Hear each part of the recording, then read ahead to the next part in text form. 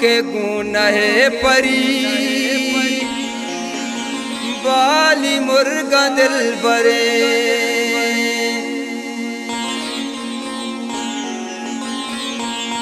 बिगानी मुसमा बासता मची कना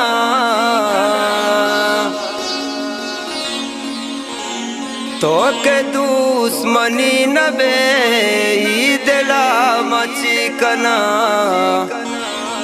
हे दिला मची कना।